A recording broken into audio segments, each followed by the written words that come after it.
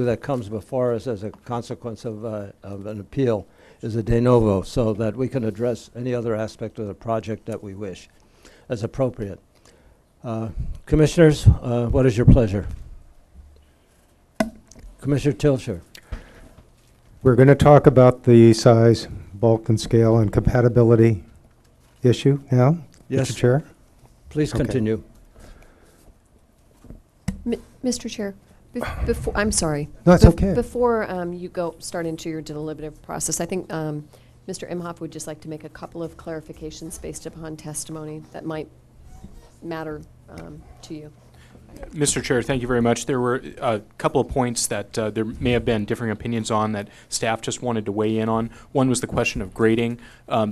A project as it was approved involves 900 cubic yards of cut and 900 cubic yards of fill. There would be 2 feet of additional fill toward the southern end of the house in order to create that fill pad. That's what shows up on those elevations. That is part of the approved proposal. Just also briefly, I wanted to note that in the floor area study, the data that's collected for other neighboring properties is based on assessor's data. That is gross floor area. The floor area that's relevant for purposes of the floor area calculations under the Montecito architectural guidelines is net floor area. So we are comparing apples to oranges a little bit, but that's the best we can do because assessor's data is all we've got. So that was a point that I think Mr. Weston made, and I just wanted to make that clarification. Thank you. Thank you. Commissioner Tilcher. Thank you, Mr. Chair. The size of the house and the FARs and the neighborhood compatibility is extremely important. And I think we're all in agreement that it's an issue that just gets worse and worse, and we're now on the process of having a committee start to deal with it and make some recommendations, and I'm sure we'll get there. But I just don't see how we can change the requirements. I realize we have that ability, but I just don't see how we can change this house. I can't see taking it back to MBAR and suggesting that the house be brought down in size. I've been up to the Gluck's property on the second floor, and I'm sure, and I also am very sympathetic to their cause. I don't say it lightly. Those views are $1 million views, and it's a serious issue. But I don't think the house, I feel very confident. I know where that house is situated. And with the exception of the west wing of the Gluck's house, which is already blocked by specimen trees that are quite large, their view corridor down the southeast portion of their property and across the Lowe's property is not affected by the house. I don't see it.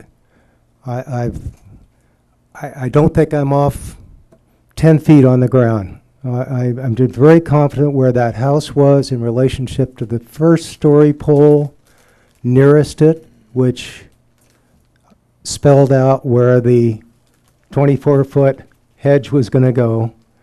And I know that in my own mind, I'd have to go up there and pace it, but I don't think that house impinges on their view. So that personally, I don't feel the house should go back to MBAR. Okay. Thank you.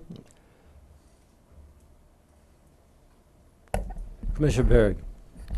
Well, I'm going to agree with those statements. I also feel that I can't think of what I would send the house back to MBAR to look at and do. If we were looking at it the first time around, given everything we know today, I might be inclined to tweak it a little bit, but it's gone through a year's process. I don't think the house is an impact on the Glucks. I'm not saying they wouldn't prefer it not to be there, but I think in the context of the process we're dealing with today, that house is acceptable, and we should pass it on without trying to send it back to modify it. You know, there's been a number of things on this project that I think were unfortunate. I think the I think the redwood tree issue and how that came up probably created a lot of difficulty for the parties to work together. That's just my impression, because it would have bothered me a lot. But given what we see in front of us, my feeling is we should deny this appeal, but I would like to see the project conditioned. I'd like to see, when we send it back, that we have instructions to the MBAR, that we have let me state this again, I think a reasonable compromise is to fully screen the house, which I think it's fully screened by the hedge material that's proposed, but that we also, I think it's a reasonable accommodation that in the area that's within what we've called the view corridor, that we have landscape height controlled by design. In other words, pick plant materials that their mature heights will allow a visual corridor through there, and I feel that's as far as we appropriately can go today. Commissioner Kostenker? Well, I'm going to respectively disagree, and I would ask staff if they would please put up this. There was a photograph in which there were the tree story poles, but there were also the story poles of the proposed house, with a string line of where the ridge would show above the trees. That's the one I'm after having up there right now.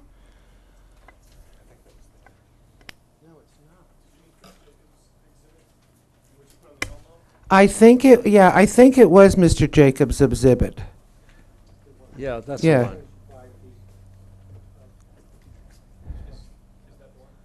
Yeah, now that's the string line of the house, or that's the string line that proposes where the redwood trees are?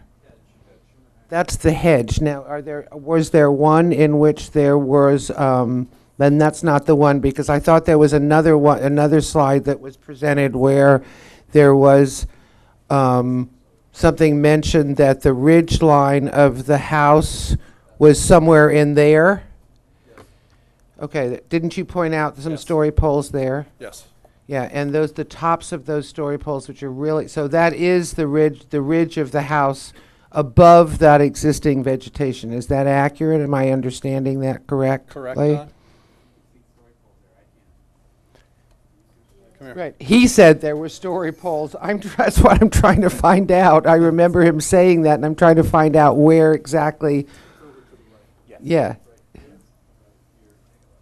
Okay, so those are, okay, so Mr. Jacobs, could you just kind of show me that one more time? I do now see the one story pole there. Okay. Top of one, And then there's another one there. top of the other. Okay. Right. Okay. Okay. Thank you very much. And for the record, I want to be clear, this photo is taken from not the first floor or the patio, but from the second floor of the Gluck homes. Please continue, Commissioner. Okay, well, here we go. I'm going to kind of respectfully disagree with, did you have something else you want to say, Yeah, Mr. since Nolte? the MBAR actually, since these photos were taken, did lower the ridge line 4 feet, and we did a compression of the building. Oh, so that is not, so It's not that extent. that's not it. That's not where the That's ridge the way it is. was staked, and then after the meeting that occurred, then the string line. So, in your opinion, Mr. Nolte, if that is not where Chairman Regriblia now has, is that probably where the ridge is going to be? I think it's slightly a little bit lower than that. I would say that we see about 6 feet of the pole there, and we lowered it 4. So it would peak up 2 to 3 feet above that hedge line right there. Okay, Bob, thank you so That much. current line you're drawing. Okay, That's about it. yeah, okay. Thank you for explaining that. So, back to the size of the house, which has been brought to us. It's part of the appeal, and I do feel it is incumbent before we send this back to MBAR to make some recommendation as to how we're going to deal with the appeal and the part of the appeal that deals with the size of the house. In my personal opinion, I do not think that the wording of the guidelines ever intended for or to mean that the largest was what we should be approving. And whether we deal with gross or net is really immaterial. This house will be the largest house in the neighborhood that's been defined by both by staff and by Mr. Weston's materials that have been presented to us. We seem to be all dealing with a relatively small part of what Chairman Regulian has indicated as the entire neighborhood. We've selected out lots. But the reality is this house is still the largest of the houses in the area that we're dealing with. All the other numbers that we have in front of us on the charts, as staff has presented out, are gross square footage. So we don't really have a gross square footage of this house. We have a net square footage. The net square footage is still the biggest house in the given neighborhood. That was not the intent of neighborhood compatibility. It was to have houses be compatible with the surrounding neighborhood. You know, and it's very clear about that. So I personally have a problem with the size of this house. You know, its net square footage is 18% greater than anything else in the neighborhood. You know, I mean, and there are other houses there, I can grant that. And those are gross square footage. So I don't know exactly whether you add 10% or 15% for the thickness of walls. I know that MBAR has a general figure around that. But given that staff has given us, oh, what did I do with my sheet? Is this my sheet? You know, it seems to me that the charge is that the size, mass, bulk, and scale of existing and proposed structures in relationship to parcel size and development on adjacent properties.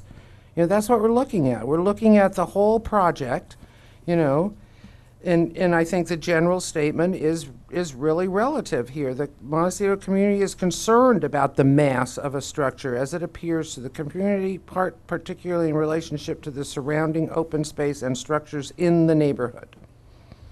To ensure that development will be compatible with the community, the sizes of homes will be reviewed in relationship to other homes on similar size lots. Well, that's what we're doing, you know, and in my opinion, this particular project needs to come down to being somewhere around maybe 10% greater than the rest of the neighborhood, not 18% greater than the neighborhood. Inside of that, I also, as I brought up when I was trying to clarify, you know, I have a problem with any amount of fill underneath the house. Obviously, any fill underneath the house is only to get the house up higher, which is to get more views, which is what this whole project seems to be about, is to have everybody getting a view. Privacy, let's see what else I've got here. And I know within the appeal and the guidelines as they're written, we are not looking at, we cannot look necessarily at the square footage of amenities, you know, and that, you know, we are going, this board and the subcommittee is going to start looking at that.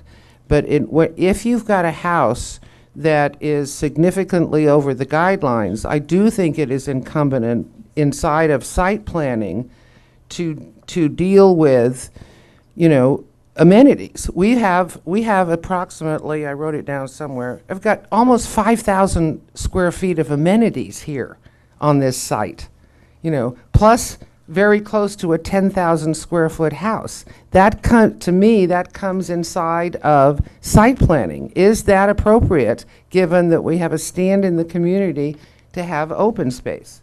And I think the guidelines gives the MBAR and the Planning Commission the ability to deal with all of those issues. So the size of the house, the height of the ridge, which is 38 feet, big, tall. So I get, yeah, and the fill underneath the house. So those are the three things that I would like to hear from the rest of the commission regarding. I want to put this matter of the grade to rest. Mr. Nolte, would you comment on the matter of the grade? as proposed, whether or not the fill is actually raising the house from the natural, what is it doing? Well, this site is higher on the west, and the views, when we slide the house over to accommodate a corridor for the Glucks, we're building in an area where when you walk over from the preferred location, the view rapidly decreases. It's the scale and the quality of the view. And when we get it in the position we are right now, we can compensate a bit for that by raising the house 2 to 3 feet. On the west side of the house, there's a patio on the left side. There's an octagonal structure there. That's up 2 risers off the ground, and there's no fill in that area. And we don't want to break the house. We didn't want to split level in the middle of the house. So as it moves east to this side of the house, you'll see the house is up about 4 or 5 steps. And if we wouldn't have filled it all, it would have been up 6 or 7. And that doesn't seem like a real gracious amount of steps to be off of a cutting garden, a rose garden. And so it's a matter of having the house relate well to the grounds. The height calculations take into consideration existing grade, and really the amount of grade we wouldn't have done filling at all, except for the fact that we've taken the building out of the premier view location for the house. Now, let me understand what you're saying, Mr. Nolte. The existing grade is, by my estimate, a couple of feet below the proposed grade. Yes, and it's a moving target, too. If you were to cut a different section, you'll find existing grades in different location. It's larger in the back, on the north side or on the west side? It's slightly higher on the back side. It's lowest on the south. What's to keep you from putting the house at the existing grade? We can do that. It causes problems with a ramp down into the motor court. Retaining walls start creeping up in relationship to automobiles, and it's something that could be done. But really, we're just hurting the view. It's just a couple of more feet down. It starts to get eye level, and we felt that would be acceptable to get the house where the views are really spectacular, where we wouldn't need to grade at all. And we've put it here where a couple of feet helps a lot. We had cherry pickers out there. We studied this a lot, and this is what we ended up with. So you took into account the view accessibility for from this for location. the applicant. Not to mention that there's an oak tree in the front, which further blocks views. I mean, we all love the tree. It's a major tree, but. All right. Thank you. Okay. Commissioner Phillips? Thank you, Mr. Chair. I can adopt the required findings with one major exception. I can approve the house. The guidelines, in my view, are flexible enough to permit a house like this. I regret the creep that we're seeing, but this house is surrounded by rather similar homes, and I think on this lot it's appropriate. My concern is that the adoption of the findings reflect that the species selection is only the result of MBAR fashioning a resolve with the parties, and that it is not to create a view corridor for a neighbor, or the appellant in this case. I don't know what nexus we will have for the species selection, but if it's to create a view, we have to be clear that we're into a whole different area of jurisdiction. Not necessarily a wrong one, but it's going to be different. Every house that's purchased is going to say, I'd like to keep the hedge at that level, or every house that's built next to a house. So if that can be fashioned, I can adopt the findings and not send the house back to MBAR. And I think the parties have agreed on this house size, and after 6 or 7 reviews, and now it just seems late in the game. Thank you. All All right, I have some comments with regard to the size, bulk, and scale. This matter has come before us before, vis-a-vis the trend we see in approving house sizes that are significantly larger than the guidelines.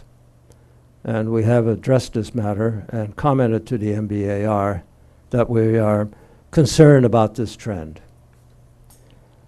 I see, in this instance, we see a proposal which is 19% over the guidelines. And the argument is made that, yes, many of the other houses in the area are also over the guidelines by a substantial amount.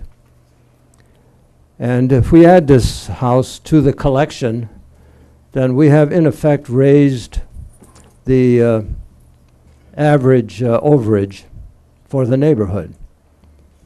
And if we continue to do this year after year, I can see us in 5 years with projects that are not 19 or 20% over guidelines, but 50% over guidelines. And maybe 10 years from now, they'll be 100% over guidelines. What I'd like to do is discourage this trend. And my suggestion is to do that by proposing a floor area for this structure which is less than the 19% increase. And I've looked at some figures as a suggestion to the Commission. If the guidelines call for 8380 square feet, if it were to be increased by 10%, that would add 838, so a total of 9218. So if the guidelines were to be exceeded by 10%, the net floor area for the structure would be 9,218 square feet. That's 642 square feet less than what's being proposed. I think if we were to take this tact, we make a modest reduction in the floor area of the structure. And at the same time, we contribute to lowering the average of the neighborhood, which I think is a trend which would be preferable. And in effect, it sets a, let's say, a style of dealing with these problems and a recognition that this ratcheting up is discouraged, and that we would like to see the average either maintained or decreased, preferably decreased in neighborhoods where there's significant amount of overage. Those are my comments. Commissioner Tilsher. Mr. Chair, I suspect that 838 square feet reduction would probably come out of the basement? No. That's not part of it. Well, the basement's not part of that figure. Basements don't count it. That's right. There's That's right. 2,000 square feet here. Okay, that's right. So that figure has to come out of the house. It can't come out of the accessory structures. That's correct. Yeah. And the figure I have is that if you took 642 square feet out of the 9860, you'd end up with 9218. How do we reconcile doing this in the middle of the stream? You know, they buy a property with certain expectations and certain guidelines. MBAR approves it based on the existing guidelines. I guess we're just saying we're within our purview. We're cutting back the size of the house to stay closer to the FARs that are typical for the neighborhood, and then it would go back to MBAR. Yes, if the Commission were to accept this suggestion, then the MBAR would examine how this suggestion would be accommodated. In other words, how one would find 642 square feet to eliminate from the house. That's as simple as that. We've done this sort of thing before, as you well remember. Yep. I mean, it's certainly to our discretion to decide what is going to be acceptable and what is not. The MBAR has made a preliminary, conceptual approval of this design, and it's come to us for consideration. And we are, as I propose, this is our consideration. Yeah, One little follow-up. One thing we do by doing that, and I haven't thought it through, is somewhat saying, 10% over is acceptable, and I don't know whether that's something you want to say or not. I'm just not sure. But that will tend to be what every project will come in at, 10% over. That was not my intent. My intent was to make a reduction. I realize that. Yeah. And the next time it may be 5%. Depends on the situation. Mr. Chair, I think your last statement, it depends on the situation, should be, you should try to articulate the situation you're trying to address, because that would help, I think, for people to understand the reason that you want to either allow more than the recommended FAR but less than what has been proposed, what sort of basis the commission as a whole is going to use to get to those decisions. Because, picking a number and having some reasons in your head but not articulating them is not quite as helpful. So if the commission could just articulate the issues that they want that to address, because you may see another plan that the BAR reviews that meets the reduction but doesn't really meet what you're trying to accomplish, because I've seen that before.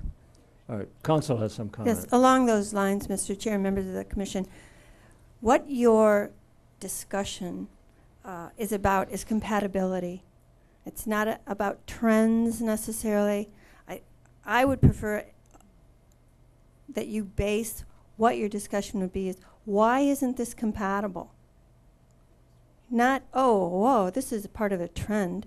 I think that's a dangerous ground for you to be walking on.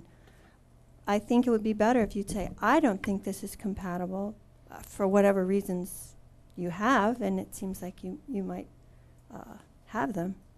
But I would prefer that you two go along those lines, please.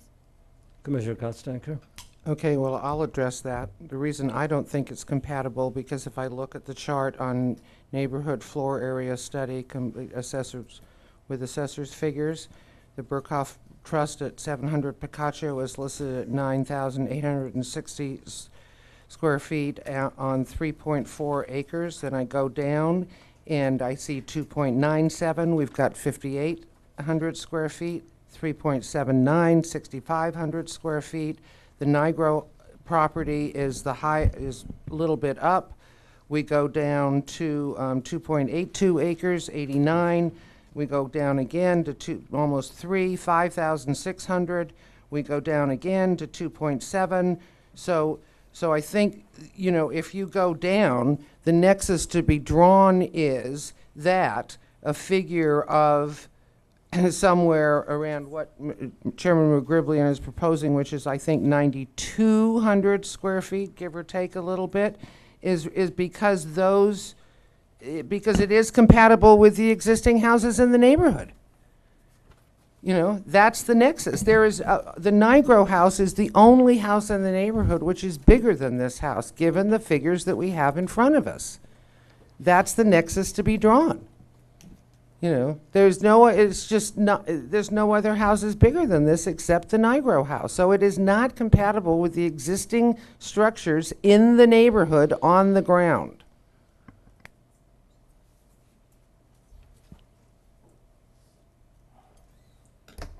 I think, Mr. Chair, Commissioner Gottstanker, I think those are very valid, and I think there are some places in the guidelines and in the policies that address general compatibility, and it may be that. But in terms of FAR, the guidelines provide should be in scale with development on similar sized parcels in the immediate area. That's only in that one location that it discusses that, and I think that there are other areas where there are broader concepts of compatibility, but in the context of the table, it does say similar sized parcels. That's not to discount what you're saying. Those were all similar sized parcels that I was quoting to you. Those are all similar sized parcels. All right, thank you. So this is like 2,000 to 3,000 square feet bigger than similar sized parcels. I think the suggestion that I made puts the house more in line with the neighborhood, in fact. to respond to the Secretary's comment.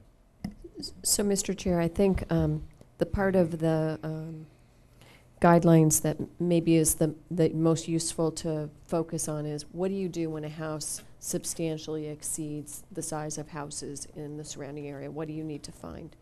And in order to approve a house that's substantially larger, you either have to, the applicant either has to demonstrate it's not visible or that its spatial volume, mass, bulk, and scale, when taken together with its lot size and setbacks and landscaping, doesn't make it incompatible. So I guess what Commissioner McGrubley and Commissioner Godstanker are saying by implication is until it's that smaller size, you don't think you can make that finding. Is that accurate? Okay.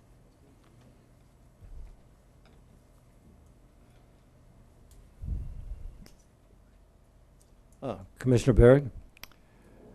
Well, I find myself in an odd situation arguing in favor of this project because I came here thinking, after reading the staff report, that I was going to support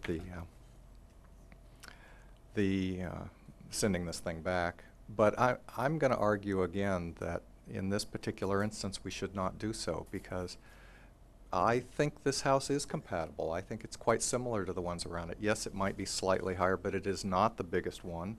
The biggest house is 730 Pocaccio with 10,112 feet.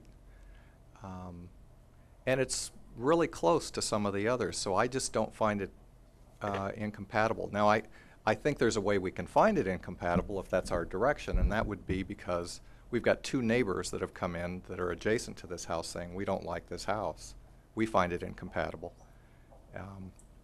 And I think that there's some statement to be made that if the neighbors don't find it compatible, that might overcome, exceeding the guidelines. But I don't hear the applicant or our appellant here really arguing against the house, and that's why I'm having trouble going this direction. They're not arguing that the house bothers them. They're really arguing that the view corridor bothers them.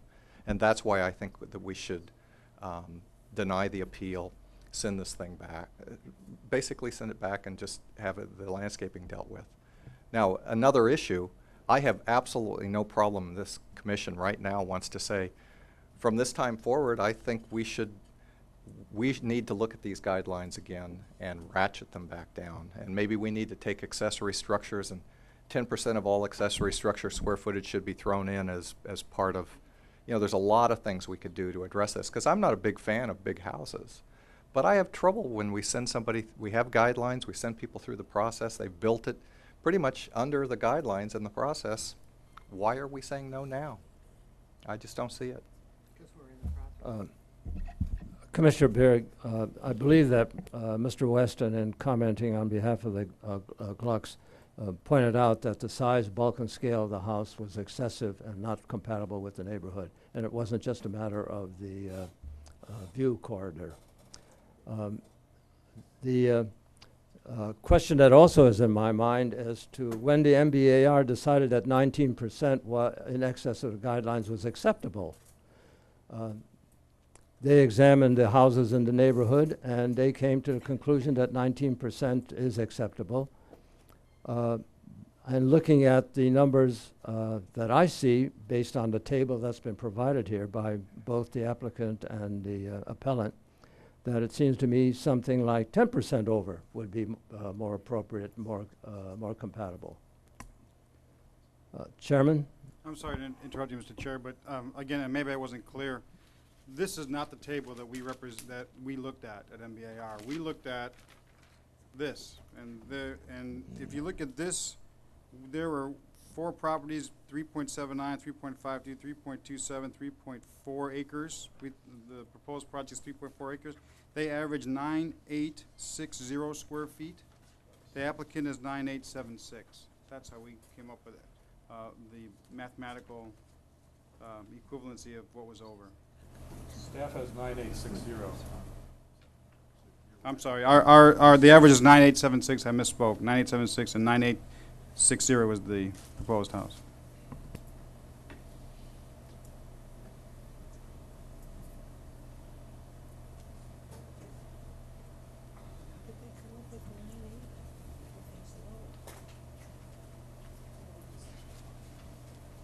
Mr. Span, are you saying that in the neighborhood floor area study, this one, that staff, which is in the staff report, which is the one you used, or did you only use? No, I used the other one. I think I gave a copy to you, Aaron. I think it's number 2 if you want to. So you only, what you used to determine If you could put that up, I could. was that one, The right? attachment F, isn't it? Yeah, it's attachment F, I believe. is No, the- if you look at attachment F, and I think Aaron's going to put it up. If you go down, Aaron, move that up. If you go down on my page, keep going all the way. You're not low enough. There you go. Keep going. Though for some reason, those 2 parcels aren't on this, and those are 2 we also included. And I don't know. We don't know why. They're on this map. This is the map that we looked at. Oh, I see what you're saying. Okay, I got it, that there is 2 additional parcels that you looked at besides the staff numbers Right, that and are being, okay. If you look at, And both of those are larger than what the list is. and if you look at Aaron's study area, one of those parcels is within his study area. Aaron, if you look at my handout to you, item number 1 there, it highlights those. If you compare that document to Aaron's document, the yellow parcel with a question mark on it for some reason, isn't on this list, but is in his study area. I understand. And for some reason, the upper parcel is not in his study area, but it's also on one that we considered. Now, so you've included this one and this one? Is that what you're saying? Yes, and And would you, let's have the table again. I want to see what those numbers are. They're not on the table. Well, he put them in the bottom. They're 8,000 change. they're on that page, but they're also on the bottom of my table.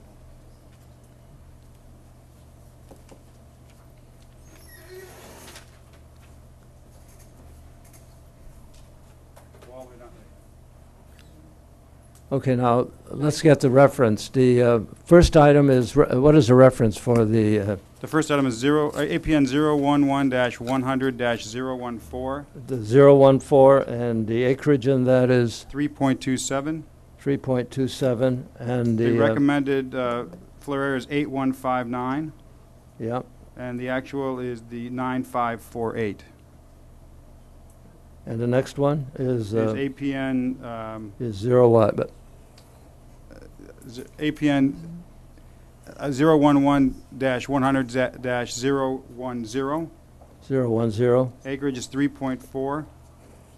The recommended floor area is 8380, and the actual is 13327.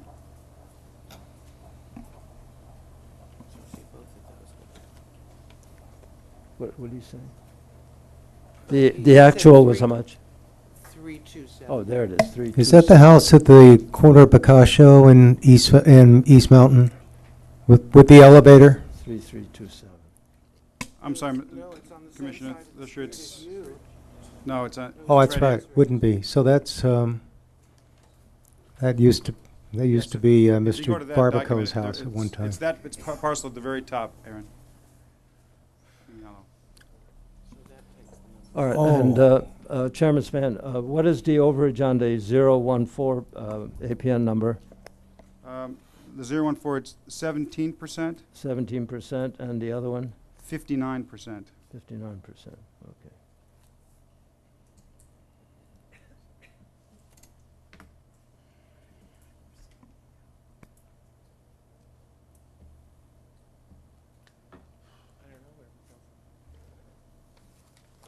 Okay, each of us have expressed our views on the subject.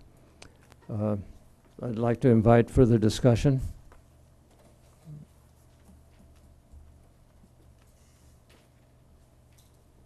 I just want to clarify one thing. 830 Picasso, is that the former Barbacoa house? It has the large gates and Yes. it is John's former. saying it is. Okay.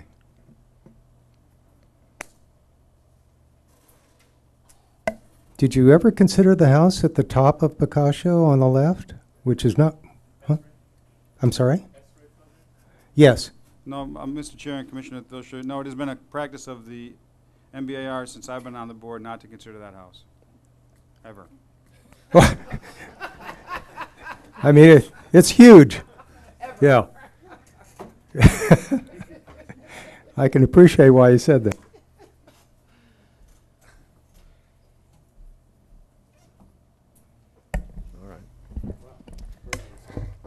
Well, Commissioner Godstaker. yeah, the only comment that I would make to the commissioners is there seems to be this flavor of the comments of the other commissioners that were kind of backing up in the process. And I think Commissioner Tilcher, you referenced to like, how can we do that?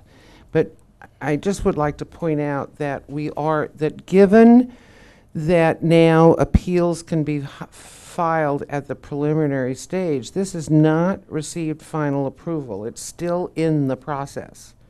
It's not like this has been completed and a done deal, and then, and the reason for changing that process was so, both applicants and appellants could come before this board earlier so that they weren't all the way through the process.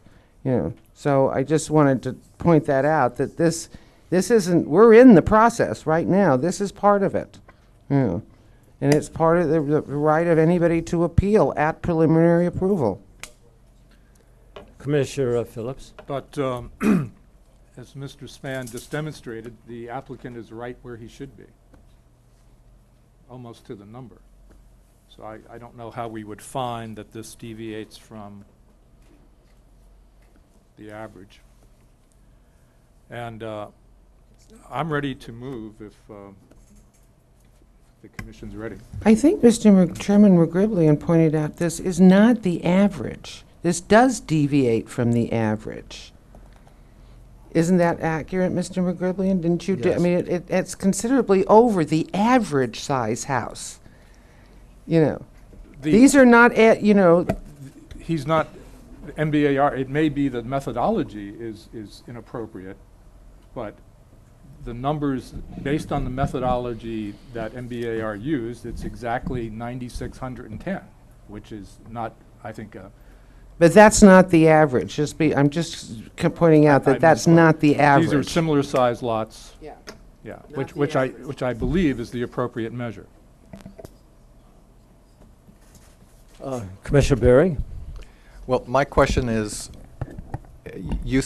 Chairman McGriblian, you suggested that we take how many square feet out of the house? 600. 600. I don't think it'll substantially change this house to take 600 feet out of it, but my question is why? Why do we want to? I just don't see it. I'm ready to make a motion, and I'm going to move that we deny the appeal. All right, I'll call this a draft motion. I guess there's probably findings in here somewhere, aren't there? But I'm going to move the recommendations of staff in Section 20 of our report, that we adopt the required findings and that we deny the appeal. And I would just add to that I would direct the MBAR that I would like to see the plant materials that are approved on the landscaping plan be materials that will achieve that will achieve the purposes that you were trying to get to in your discussions between the applicants. I think they were in general agreement as to what would maintain a certain amount of visibility from the site, which I think you found to be a part of the issue of compatibility. If that's not too muddy. Mr. Verrick, would you strengthen that just a little bit for me? Well, maybe you can help me out. Adopting your motion, but to underline in some way that the species selection was the result of the party's agreement, not at the direction of MBAR. Right, but that those species selection continue to be incorporated in the design and be part of the final approved plan, Yes. landscape plan, and in particular that the redwood trees come out. I second the motion. Mr. Chair, could I make a couple of clarifications then for the motion maker in the second? Did you want the landscape plan to reflect, to delete the reference to maintaining a 24-foot height as recommended and requested by Diane Meester, and that the trees should not be kept at not be topped at 24 feet. It should not be part of the plan, but that's the design guideline should be that's the design guideline, but that be incorporated in terms of material selection. In terms of material selection, be at height. Right. Mhm. I would also like to note that your motion should be, as Aaron spoke at the beginning of your hearing, it's adopt the required findings for LUP 00952, but your motion on the page forgets to say the findings for the BAR hearing 00172, and those are as presented to you today. And the second motion would be deny the appeals, and it would be grant de novo approval rather than granting. It's grant de novo approval. If your motion could include that, and the second would agree, that'd be great. Thank you. So moved. Seconded. All right, it's been moved and seconded. Is there further discussion on the subject? All those in favor of the motion say aye. Aye. Aye. Opposed? Nay. Nay. Motion is carried 3-2. All right. Secretary, do we have any other business?